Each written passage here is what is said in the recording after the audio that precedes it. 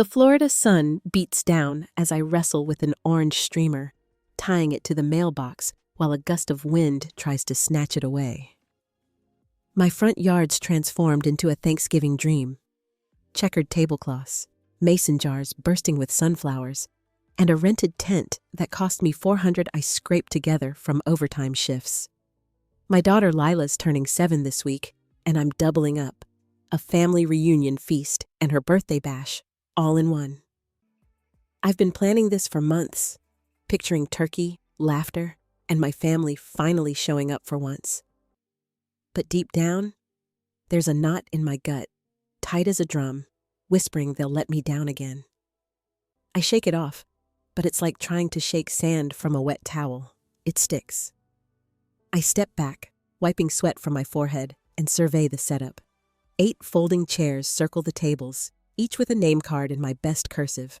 Mom, Jade, Marcus, and the rest. The dessert table's a showstopper.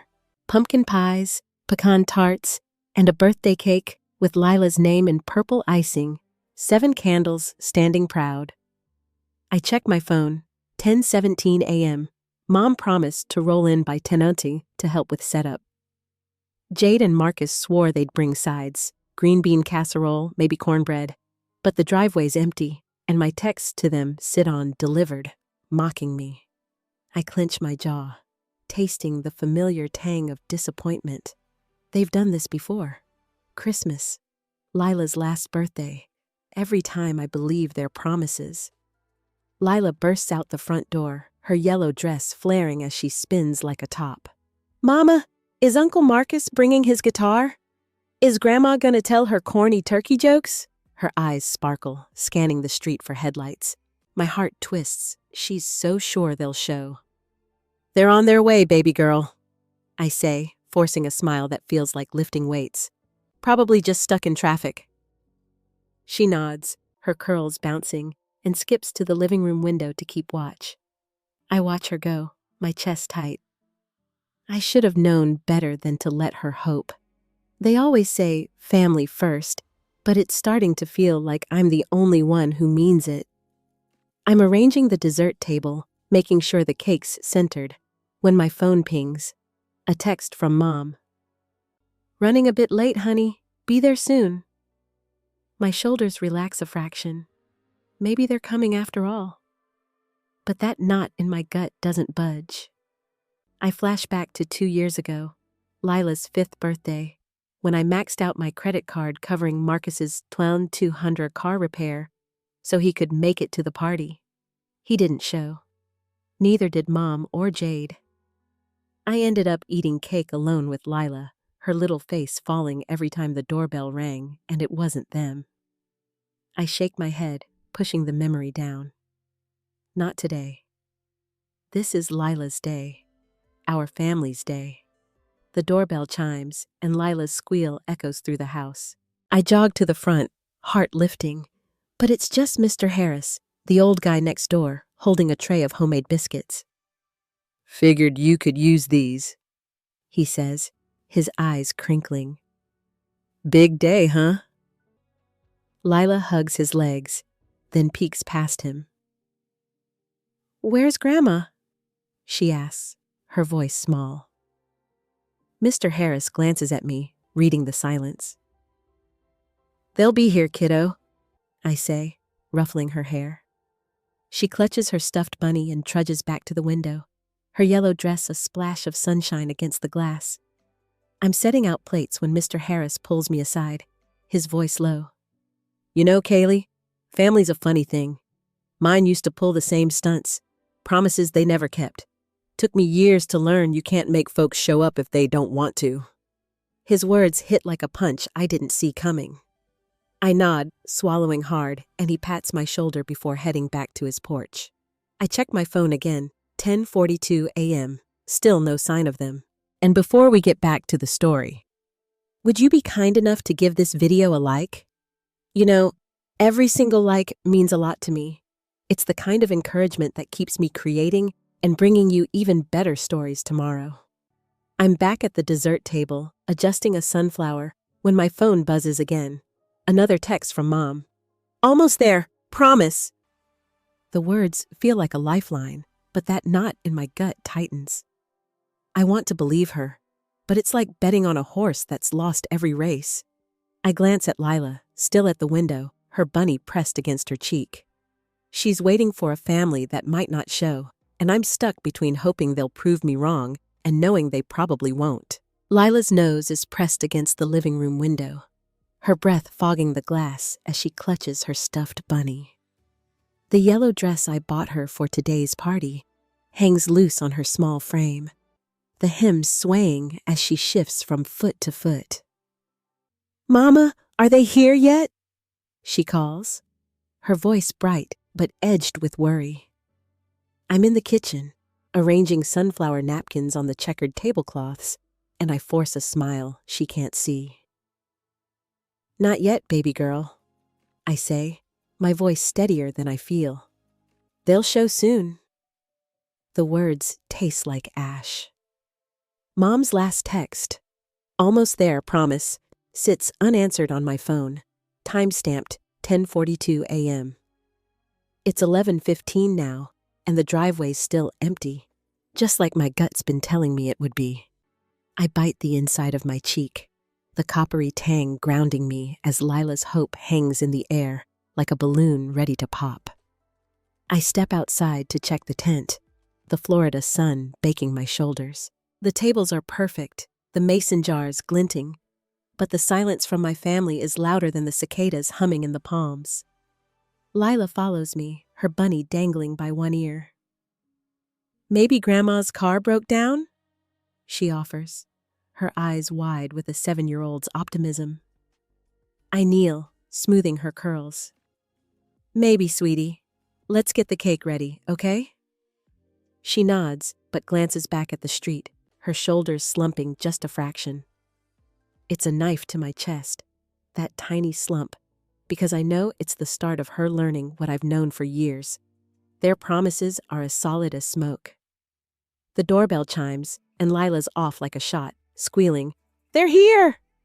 I jog after her, my heart doing a stupid, hopeful flip, but it's just Mrs. Delgado from next door, balancing a tray of empanadas. Her silver hair catches the light as she smiles. "For the feast, Kaylee," she says, stepping inside. Lila's face falls, her bunny pressed tight to her chest. "Where's Grandma?" she asks, peering past Mrs. Delgado's shoulder. The older woman's eyes meet mine, sharp and knowing. "They're on their way, Lila," I say, my voice catching. Mrs. Delgado sets the tray on the counter, her hand brushing my arm. "They didn't show again, did they?" she whispers. I shake my head, unable to speak, the weight of it settling like sand in my lungs. I'm slicing limes for the sweet tea when Lila tugs my sleeve. "Mama, did Grandma forget my birthday?" Her voice is small, like she's testing the idea. I crouch, meeting her eyes. "She didn't forget, honey. She's just busy."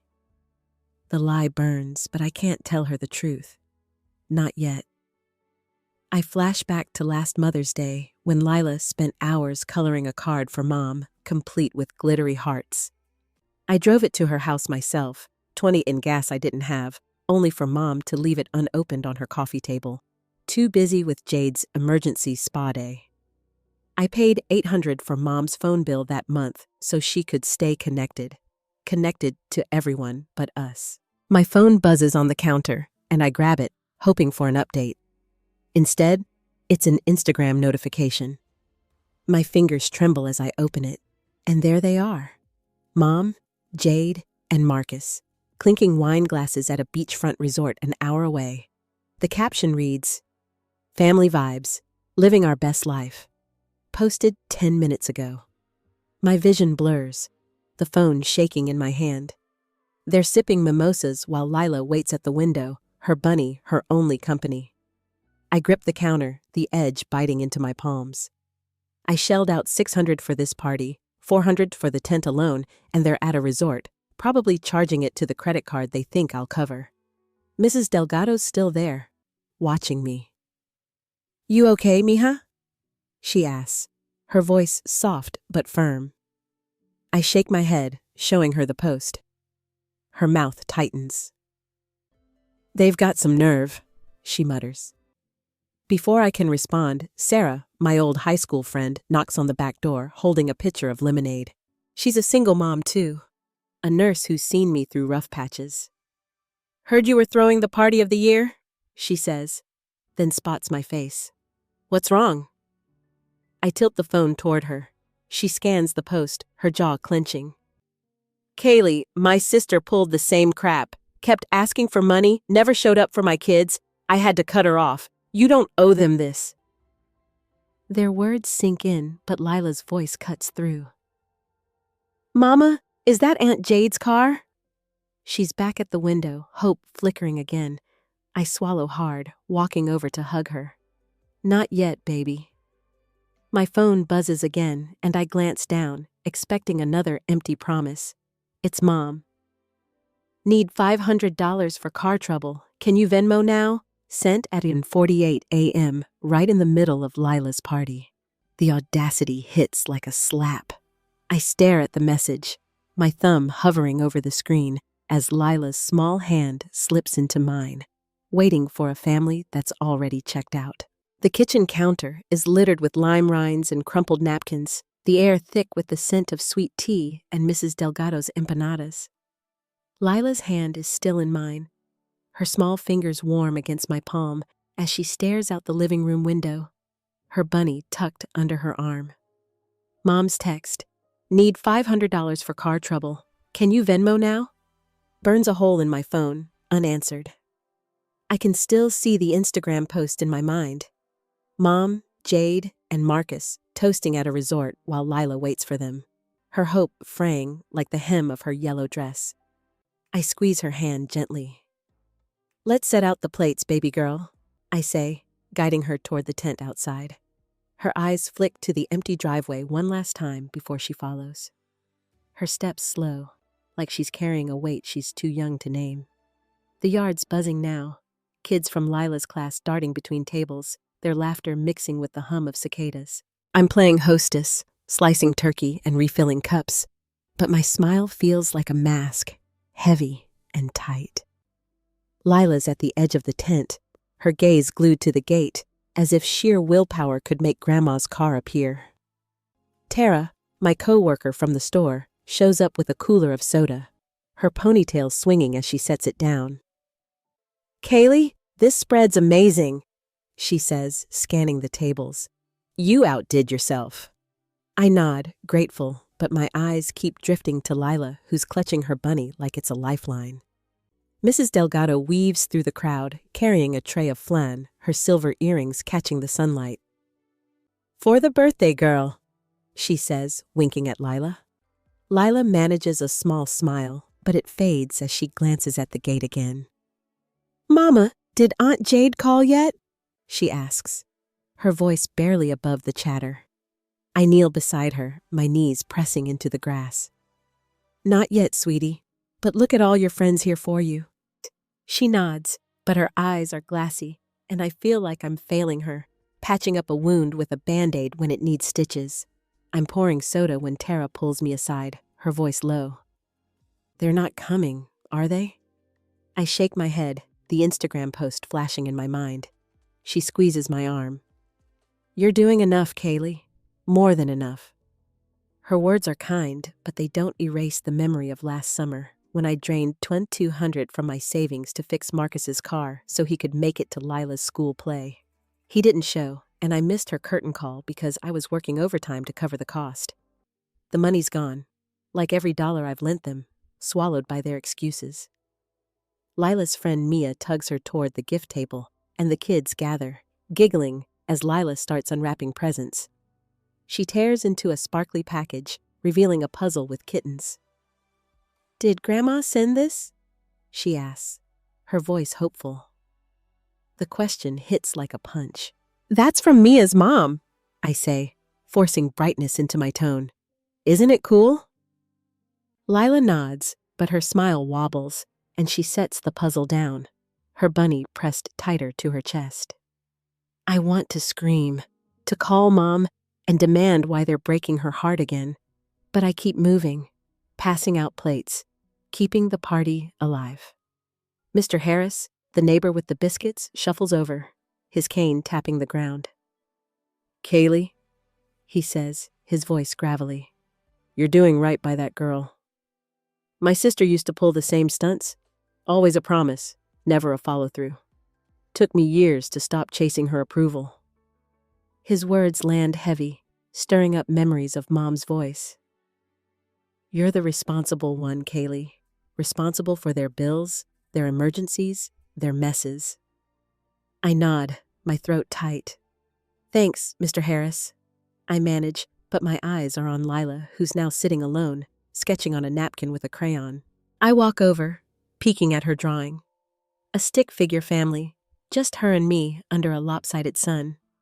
No grandma, no Aunt Jade, no Uncle Marcus. My heart cracks, the edges sharp.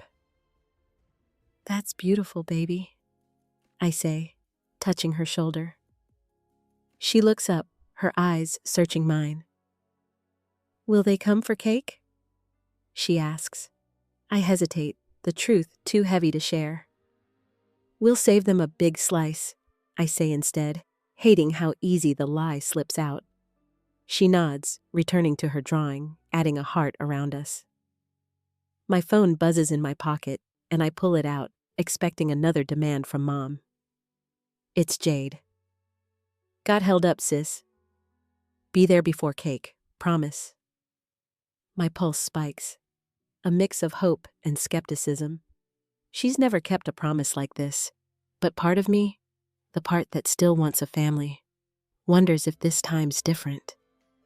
I tuck the phone away, watching Lila's crayon move across the napkin, her small world shrinking to just us. The party's in full swing, but the gate stays empty, and I'm left wondering if Jade's words are just another empty hook, dangling out of reach. The party's winding down, the yard littered with paper plates and half-eaten slices of Lila's birthday cake. The purple icing smudged like forgotten promises. Lila's napkin drawing, her and me under a crayon sun, sits folded in my pocket, its weight heavier than the $600 I spent on this day. Jade's text, "Be there before cake, promise," still glows on my phone, unanswered as the last of Lila's friends wave goodbye from their parents' cars. Lila's curled up on a lawn chair, her bunny tucked under her chin, eyes fixed on the empty gate. I want to believe Jade's coming, but it's like hoping for rain in a Florida drought, foolish and bone dry. The tent sags in the evening breeze, and I'm left cleaning up, my hands moving on autopilot while my heart churns. I'm stacking plates when my phone pings again. Not a text, but an email this time. It's from a cruise company, subject line, "Family Reunion Confirmation." My stomach twists as I open it, expecting spam. But there's my name, Kaylee Monroe, retail manager, listed as the sponsor for a 2,100 per person Caribbean cruise for Mom, Jade, and Marcus. A glossy flyer attachment shows their smiling faces, my job title plastered like a badge of their entitlement. No call, no consent, just my name roped into their scheme. My fingers grip the phone, knuckles white, as the betrayal sinks in. They didn't just skip Lila's party. They planned this weeks ago, banking on me to foot the bill like always. I sink onto a folding chair, the metal cold against my thighs. Mom's voice echoes in my head. "You're the responsible one, Kaylee." It's what she said when I sent $300 to Jade for her vet emergency last spring. A bill I later found out was for a designer purse. It's what she said when I was 16, handing over my first paycheck to cover her light bill. Responsible meant bailing them out always. But now, staring at that flyer, it feels like I've been carrying their weight my whole life, and Lila's paying the price. I think of her drawing, just us two, and my chest aches like it's caving in. Lila's voice pulls me back. She's standing by the tent, her yellow dress streaked with grass stains. "Mama, can I say my prayers early tonight?" she asks, her eyes big and earnest. I nod, kneeling beside her. She clasps her bunny and whispers, "Please let Grandma love me more." The words hit like a freight train, stealing my breath. I pull her close, her curls tickling my chin, and murmur, "She loves you, baby. She just gets lost sometimes." But the lie sticks in my throat. Lila doesn't need prayers. She needs a family that shows up. I kiss her forehead, my resolve hardening like cement. Mrs. Delgado's still here, helping gather plates, her silver earrings glinting under the string lights.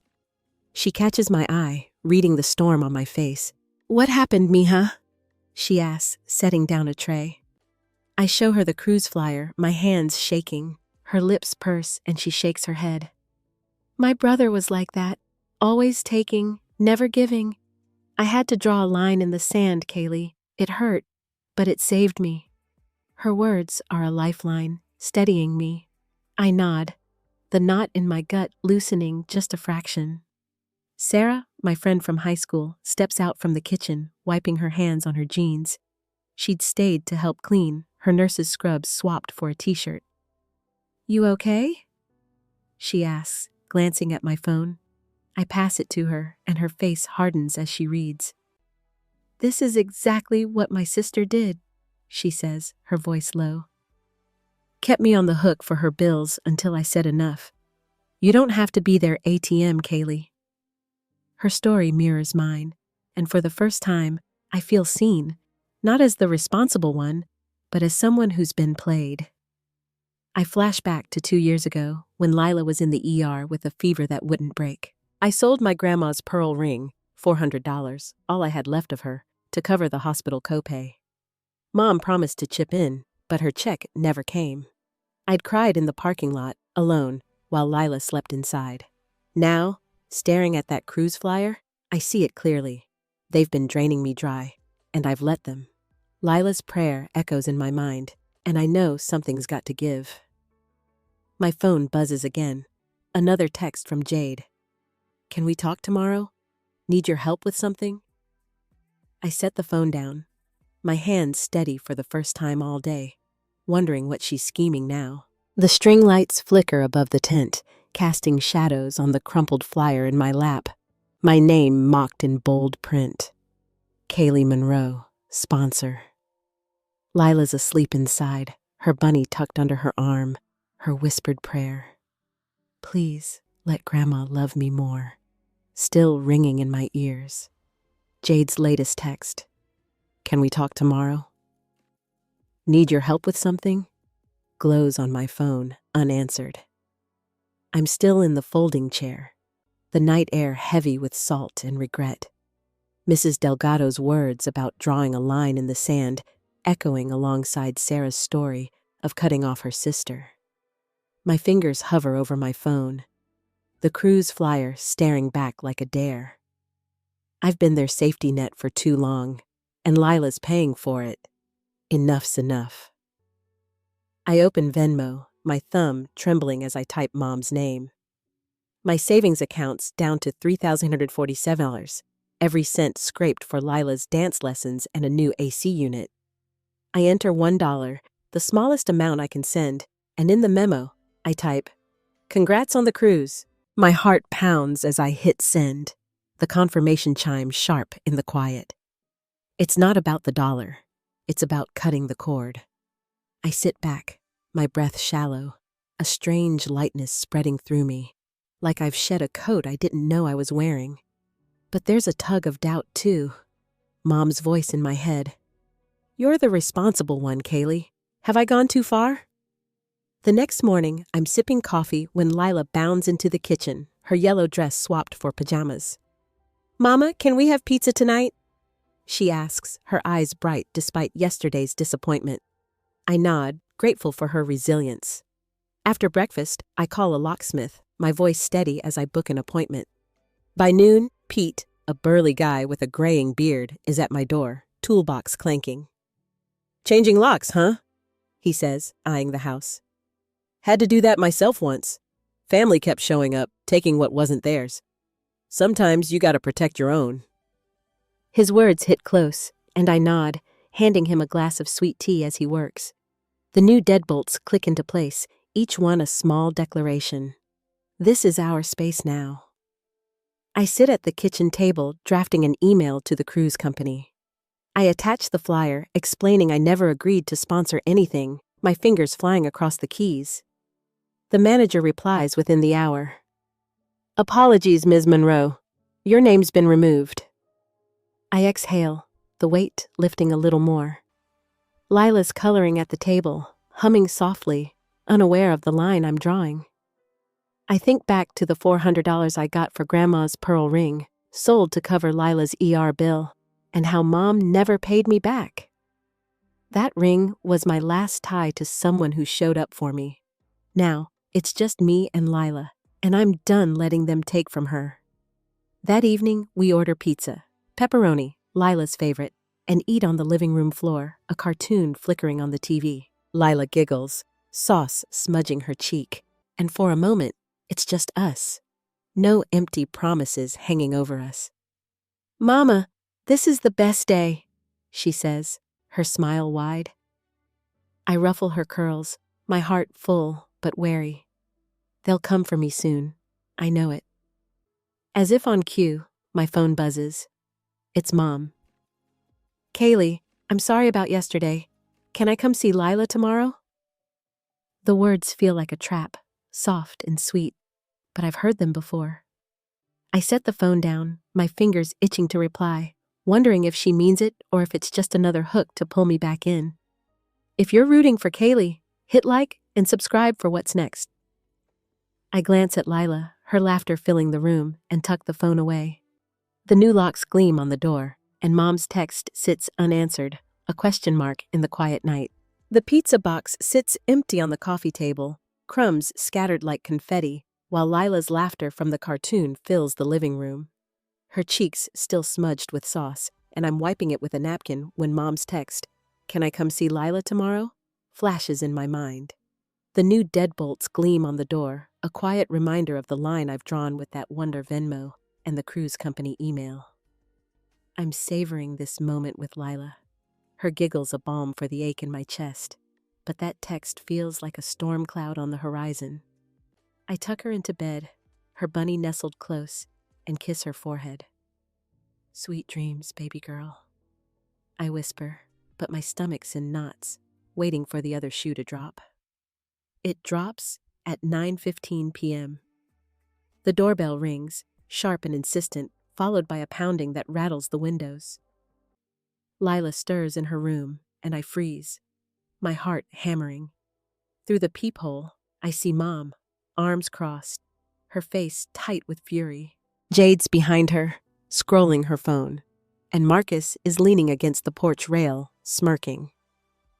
Kaylee, open this door right now.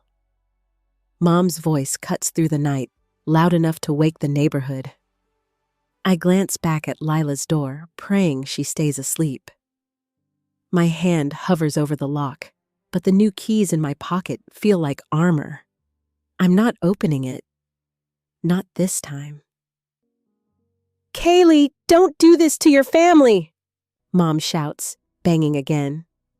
Jade chimes in. You're embarrassing us.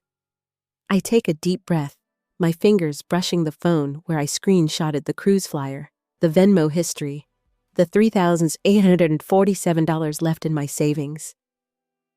Family. That word's been their weapon for years, guilting me into paying their bills. $1,200 for Marcus's car, $800 for Mom's phone, $300 for Jade's emergency. I lean against the door, my voice low but firm. Go home, Mom. It's late. The banging stops for a moment, then Mom's voice softens, syrupy. Family's all we've got, Kaylee. Don't turn your back on us. It's the same line she used when I was a kid, handing over my babysitting money for her emergencies. My resolve wavers, but Lila's prayer, please let Grandma love me more, snaps me back. Lila's voice comes from the hallway, small and shaky. Mama, is that Grandma? She's clutching her bunny, eyes wide in the dim light. I kneel, pulling her close. Yeah, baby, but they didn't call first. We're keeping things calm tonight, okay? I keep my tone steady, but my heart's racing. It's about respect, I add, smoothing her curls. People show they care by keeping promises. She nods, but her grip on the bunny tightens, and I hate that she's caught in this mess. Headlights flash outside, and I peek through the blinds. Mr. Carter, the retiree across the street, is on his porch, phone in hand, his silhouette sharp against the streetlight. The banging starts again, Mom's voice rising. You can't cut us off like this. I hear sirens in the distance, faint but growing louder. Minutes later, blue lights bathe the yard, and Officer Lopez, who coached Lila's soccer team last spring, steps onto the porch. Evening, Kaylee, he says through the door. Got a call about a disturbance. Mom pipes up. She's withholding family funds. Her words are a knife, twisting the narrative like always. I open the door just enough to pass Lopez my phone, showing him the cruise flyer, the Venmo receipts, the text demanding money.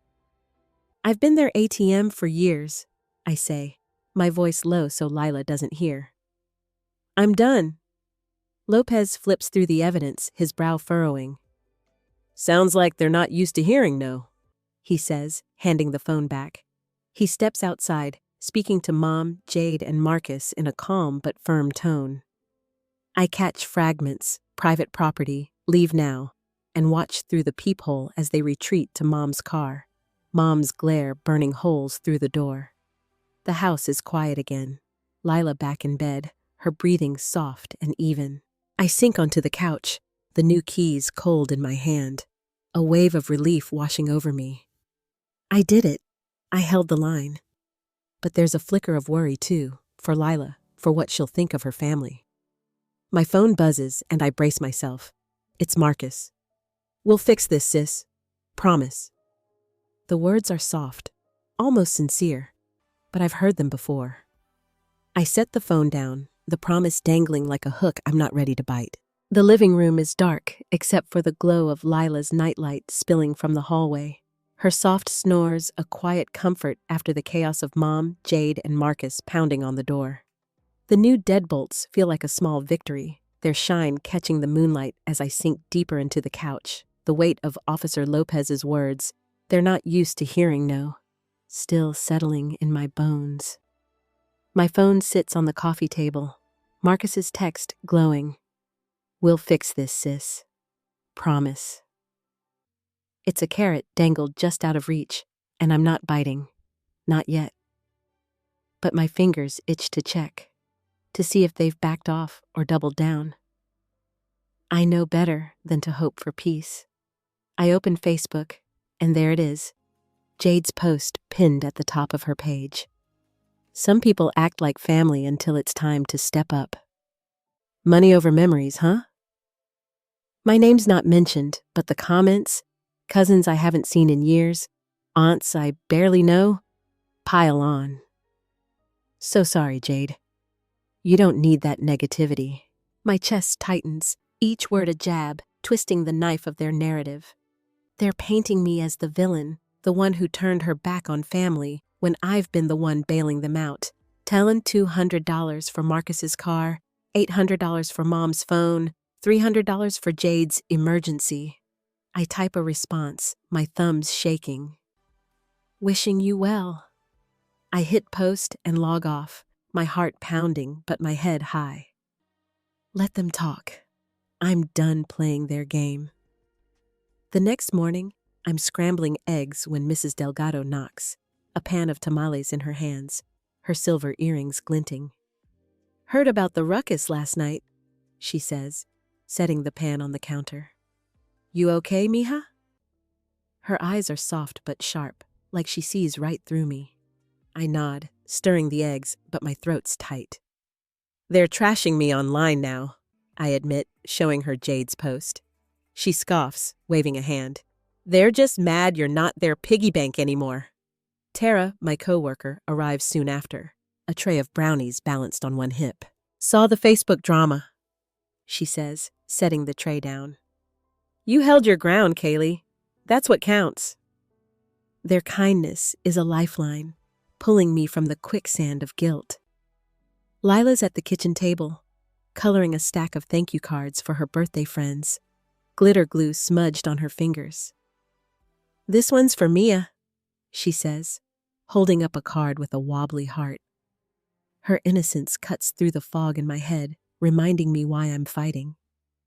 I smile, ruffling her curls. "That's beautiful, baby girl." She beams, unaware of the storm online, and I'm grateful for it. I want her world to stay this small, this pure, for as long as I can keep it that way. Later, Mr. Reed, my old high school coach, stops by with a thermos of coffee. He's been checking in since the party, his RV parked down the street for his latest road trip. "Your mom pulled the same stunt with your dad," he says, sitting at the table. "Back in '98, she bled him dry. Loans, emergencies, you name it." He left because he had nothing left to give. His words hit like a plot twist I never saw coming.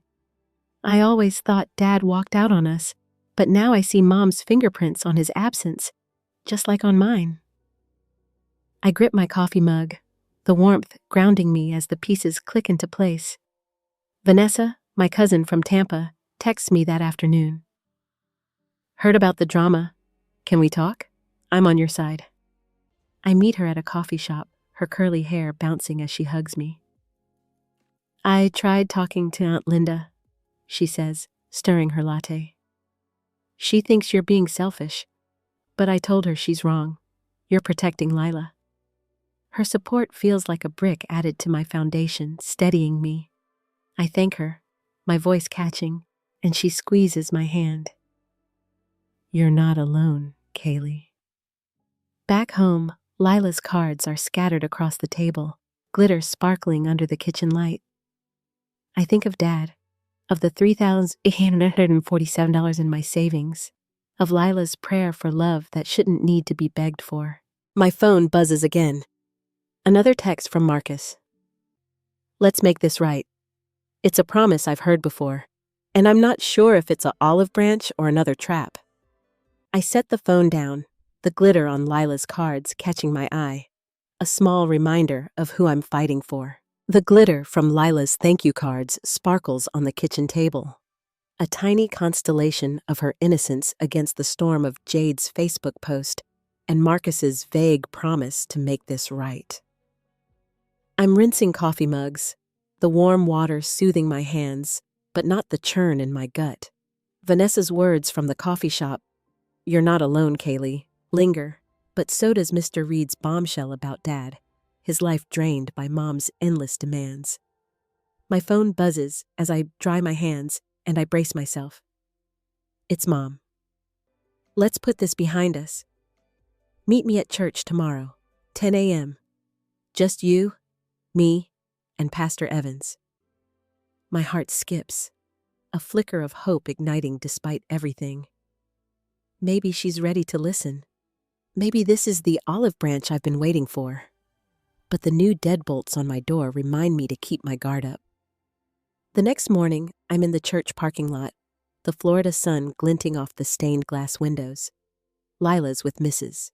Delgado, safe and unaware, while I smooth my blouse, my palms clammy. Inside, the pews smell of polished wood and old hymnals. Mom's already there, her purse clutched tight, her smile soft but calculated. Pastor Evans, a graying man with a gentle voice, greets me. "Kaylee, it's good you're here," he says, his hand warm on mine. "Family's a sacred bond." The words hit like a sermon, and I nod, sitting across from Mom, who's dabbing her eyes with a tissue.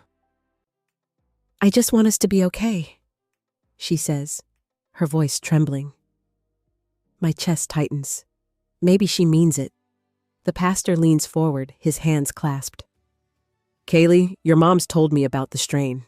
Family needs forgiveness, sacrifice." I swallow, Mom's tearful gaze pinning me down. She reaches for my hand. "I know we've leaned on you, honey, but Marcus needs help. A surgery. It's $3,000, and you're the only one we can turn to." My stomach drops, the hope curdling. Surgery? Marcus looked fine clinking glasses at that resort. I glance at the pastor, his brow furrowed with concern, and Mom's words echo. You're the responsible one. It's a trap, dressed up in church pews and crocodile tears. I pull my hand back, my voice steady but cold. What kind of surgery, Mom? She hesitates, her eyes flicking to the pastor. It's his knee, from an old injury. I open my phone, scrolling to Marcus's Instagram. There he is, posted yesterday, surfing at that same resort. No brace, no limp. My heart hardens. This isn't for a surgery, I say, showing the screen to Pastor Evans. It's for another vacation. His face falls, and Mom's tears stop like a faucet turned off. Kaylee, how could you say that? She snaps, but her voice cracks, betraying her. I stand, my chair scraping the floor. I'm done being your ATM, I say, looking at Mom, then the pastor. Family doesn't use each other like this. Pastor Evans starts to speak, but I'm already walking out, the church doors heavy as I push through. The sunlight hits me, and I breathe deep, my hands shaking, but my resolve solid. I think of Lila's prayer. Please, let Grandma love me more. And the guilt creeps in. Am I cutting her off from her family? But then I see her drawing, just us two under a crayon sun, and I know I'm protecting her from this cycle. In the car, my phone buzzes again. Mom, you'll regret this. The words sting, but they don't pull me back. I picture Lila's glittery cards, Mrs. Delgado's tamales, Tara's brownies, people who show up without strings attached. I've spent years carrying their weight. $3,037 left in my savings after their emergencies. No more. I start the engine, my mind racing with what comes next, wondering if Mom's threat is empty or if she's got another card to play. The engine hums as I pull out of the church parking lot, Mom's text, "You'll regret this," burning in my mind like a bad aftertaste. The stained glass windows fade in the rear view, along with her fake tears and the pastor's well-meaning pressure. My hands grip the wheel, still trembling from calling out her $3,000 surgery lie, but there's a fire in my chest, steady and sure. Lila's crayon drawing, just her and me, flashes in my head, and I know I'm doing this for her, to break the cycle of being used.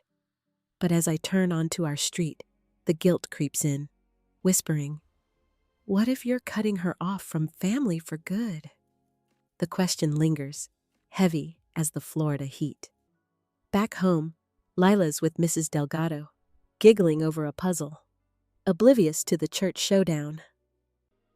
I'm rinsing dishes when the doorbell rings, and my stomach clenches, expecting Mom again.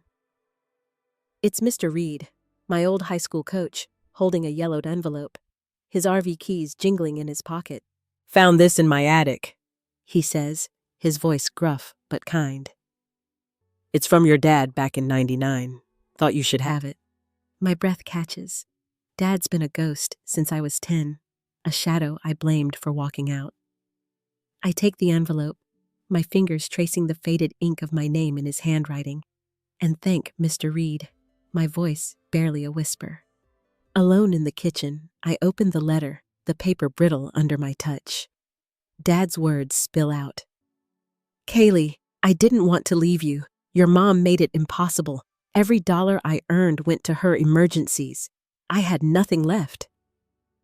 He describes years of loans, fake crises, Mom draining him until he broke.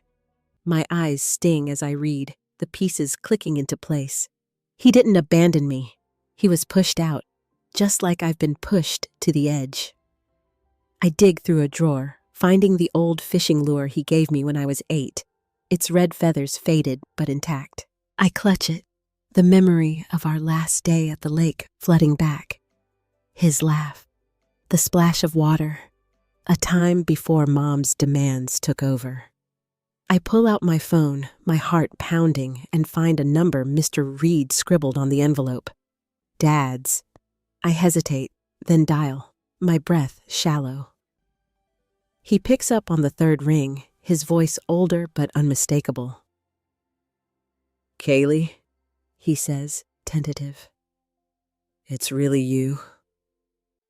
We talk for an hour, halting at first, then easier, about Lila, about the years lost, about Mom's manipulations. "I should have fought harder to stay," he says, his voice cracking. "But I'm here now, if you'll let me."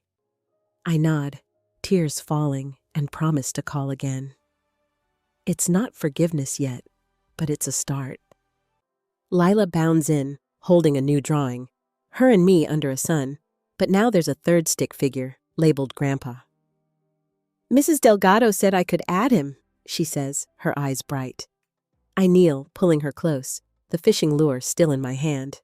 "That's perfect, baby girl," I say, my voice thick. I think of Mom's church act, her lies, and how I almost fell for it. I won't let Lila grow up in that shadow, giving pieces of herself to people who don't show up.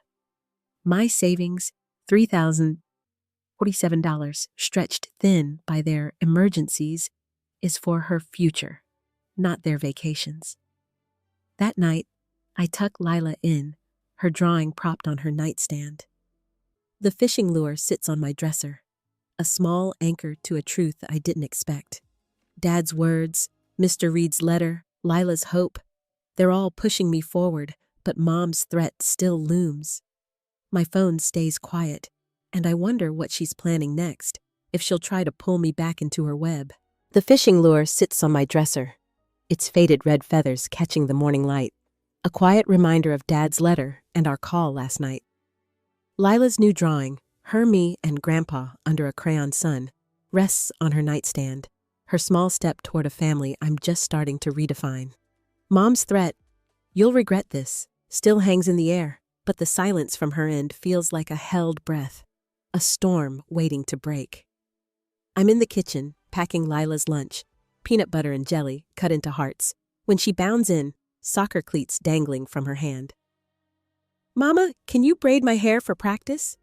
she asks, her smile brighter than it's been since the party. I nod, my chest loosening. I'm building something new for us, and today, it starts on the soccer field. At the park, I'm in a folding chair, whistle around my neck, coaching Lila's team.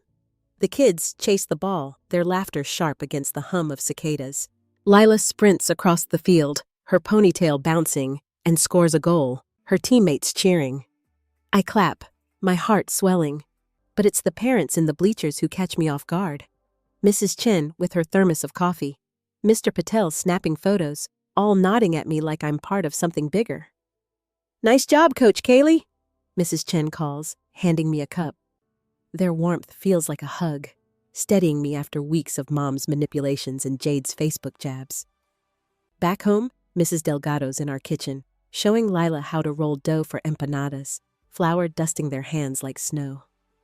"Like this, mija," she says, guiding Lila's fingers. Lila giggles, her face smudged with flour, and I lean against the counter, watching them. It's a small moment, but it's real, unlike Mom's church charade or Marcus's empty promises. "Mama, try one," Lila says, holding up a lumpy empanada, her pride brighter than the sun outside. I take a bite, the pastry warm and flaky, and hug her tight. "You're a pro, baby girl," I say, my voice catching. Tara swings by that afternoon, planning a neighborhood picnic. "We're doing it at the park next week," she says, taping a flyer to my fridge. "You and Lila are the guests of honor." I laugh, brushing it off, but her grin is infectious. "You're family now, Kaylee," she says, and the word hits different. Warm, not heavy. I think of the $3,147 in my savings, stretched thin by Mom's emergencies, and how these people show up without asking for a dime. It's a family I didn't expect, built on potlucks and soccer games, not guilt trips. At Lila's school the next day, I'm in the auditorium for her class presentation. She steps to the front, holding a poster titled "Mama is my hero." My throat tightens as she reads, her voice clear. "Mama makes me lunch every day, coaches my team, and loves me even when I'm sad." The room claps, and I wipe my eyes, her words a lifeline. She runs to me after, hugging my waist. "Did I do good?" she asks. "You were perfect," I say, kissing her forehead, my heart full but heavy with the truth. Her real family is here, not in Mom's empty promises. That evening, a gold-embossed envelope arrives in the mail, a Christmas invite from Mom with a note. "Cover 900 for the venue, and we're good." My jaw clenches. I toss it in the trash, the paper crumpling like the last of my guilt. I've spent years, $200 for Marcus, $800 for Mom, $300 for Jade, trying to buy their love. No more. I look at Lila, coloring at the table, and realize this community, Mrs. Delgado, Tara, the soccer parents, is the family we've been missing. They're the ones who show up, who fill our fridge with kindness, not demands. My phone stays quiet, but I know Mom's not done. She'll try again, and I'm bracing for it, wondering what her next move will be. The kitchen table is a mess of glitter and glue. Lila's crayons scattered like confetti as she finishes a Christmas ornament, a paper star with Mama scribbled in red. The trashed gold-embossed invite from Mom, demanding 900 for a family Christmas, feels like a ghost I've finally exorcised. The soccer field cheers, Mrs. Delgado's empanadas, and Lila's "Mama is my hero" poster still warm my chest, proof of a family built on presents, not price tags. I'm folding laundry, the hum of the dryer mixing with Lila's soft humming, when I glance at the calendar. December 24th, Christmas Eve. Last year, I spent $500 on Mom's holiday emergency, only to eat takeout alone with Lila while they partied elsewhere. This year, I'm done. Lila bounds over, holding a string of popcorn garland. "Can we put this on the tree, Mama?" she asks, her eyes sparkling. Our Christmas tree is a scrappy thing, barely 4 feet tall, bought with a coupon from the hardware store. I lift her to drape the garland, her giggles filling the room as popcorn tumbles to the floor. We add her handmade ornaments, stars, hearts, a lopsided reindeer, all crafted at school or with Mrs. Delgado. Each one feels like a stitch in the new life we're sewing, free of Mom's strings.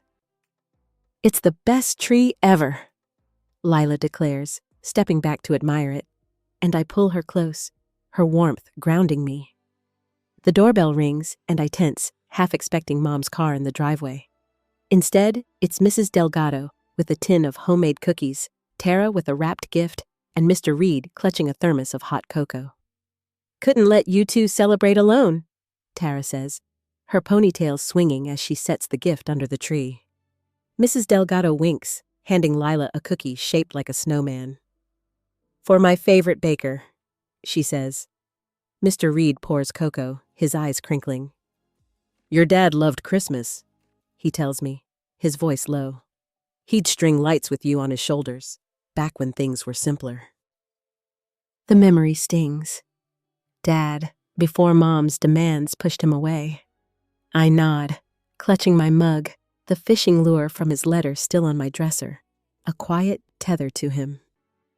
We sit around the tree, Lila tearing into Tara's gift, a soccer ball with her name in glitter.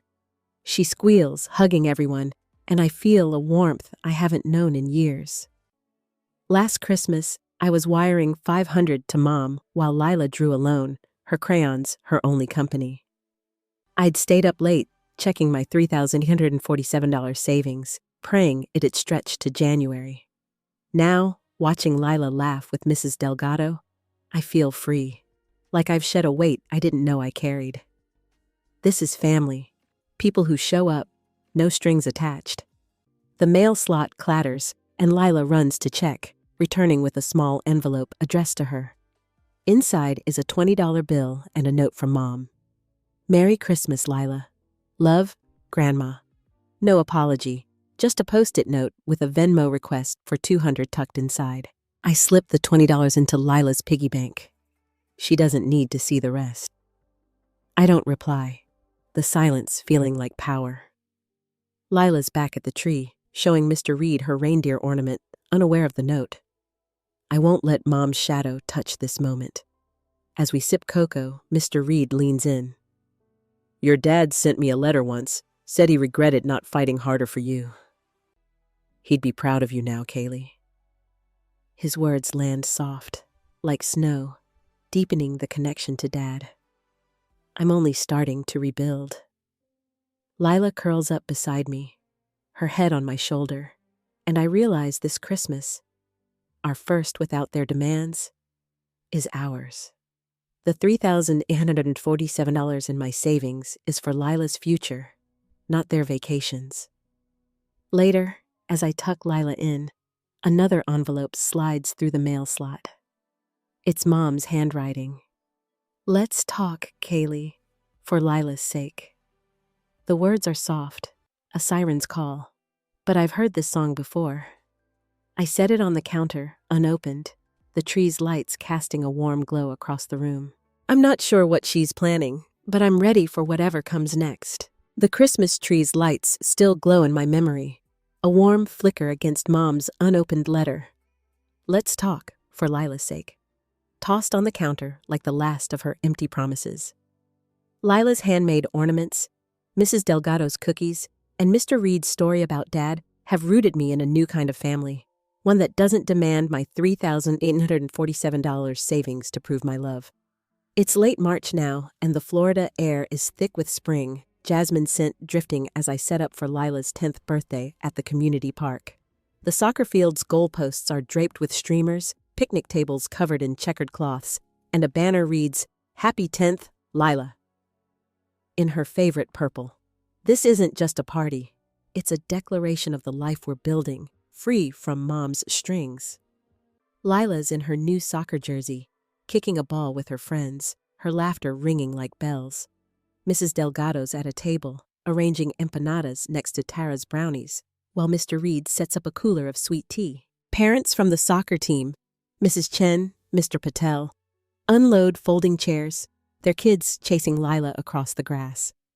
I'm slicing a watermelon, the juice sticking to my fingers, when Lila runs up, her cheeks flushed. Mama, look! She holds up a woven bracelet, beads spelling Friends Forever. I made these for everybody, she says, proud. I hug her tight, her growth hitting me hard. She's not just my baby girl anymore. She's learning to give back, to build her own family. The cake arrives, a 3-tiered masterpiece with purple icing, courtesy of Mrs. Delgado's cousin at the bakery. Lila's eyes widen as we light 10 candles, the crowd singing happy birthday off-key but loud. I watch her blow out the candles, her smile brighter than the March sun, and my heart swells. Last year, I spent $600 on a party Mom and the others skipped for a resort. This year, my savings, still $3,847, untouched by their demands, are for Lila. After the cake, I slip away to the bank's app on my phone, opening a savings account for her with $100, a small start for her dreams. It's not much, but it's hers, free of their reach. The mail from yesterday sits in my bag, including an envelope from Mom with $50 for Lila and a note. For her birthday. Need $400 for car repairs. I tuck the $50 into Lila's new account, ignoring the request. I've heard it before. $200 for Marcus's car, $800 for Mom's phone, $300 for Jade's emergency. I'm done. Lila's weaving through the crowd, handing out her bracelets, each one a thread tying her to this community. Mrs. Chen slips one on, winking at me. You've got a good kid, Kaylee, she says, and I nod, my throat tight. At home that evening, I'm tucking Lila in when the doorbell chimes. It's a card from Dad, his handwriting shaky. Happy birthday, Lila. Hope to meet you soon. My eyes sting, thinking of our calls, the fishing lure on my dresser, his story of being drained by Mom. I show Lila the card, and she beams. Can Grandpa come next year? She asks. Maybe, baby girl, I say, kissing her forehead. Her new drawing. Her, me, Grandpa, and the soccer team under a glittery sun sits on her nightstand. A vision of family I never dared imagine. I sit at the kitchen table, my journal open, pen scratching across the page. Family isn't who takes from you. It's who shows up. Mrs. Delgado, Tara, Mr. Reed, the soccer parents, they're here, filling our fridge with leftovers and our hearts with warmth.